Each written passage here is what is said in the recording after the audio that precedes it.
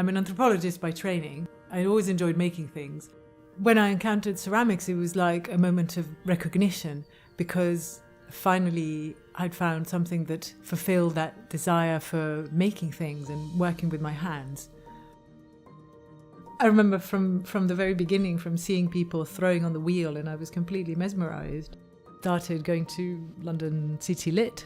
3 years later, I was setting up my studio at home, and it's about that time that I decided to become a full-time potter.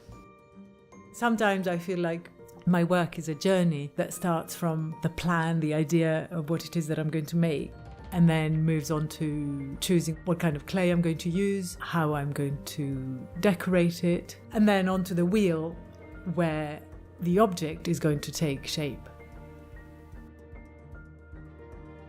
My favourite moment is that time when I've picked up some clay, I've put it on the wheel, I've centred it, I can feel that it's working, I can feel that the clay is in the right state, it's not too hard, I'm not going to struggle to work it.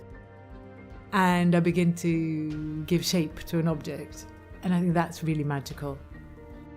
I find that once the clay is on the wheel, the piece is growing, as it were. That's the best time, that's when ideas develop. And the whole process, from beginning to end, I find it very freeing because although you have to have the skill and the technique, of course, but at the same time, there's a strong element of intuition and also of negotiation with the material. You're not in control of everything, which I think is very important and is very healthy. Sometimes you have to make decisions just on the basis of what's there for you that day at that moment.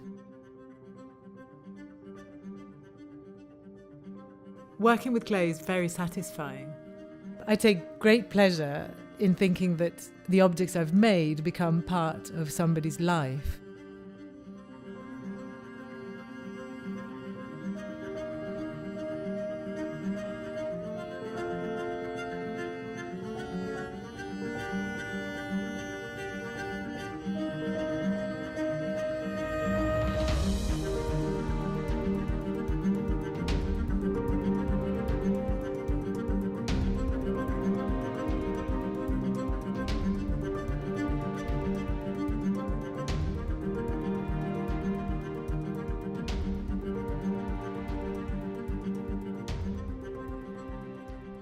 I sometimes marvel and think, how on earth did humans discover these properties of ceramics?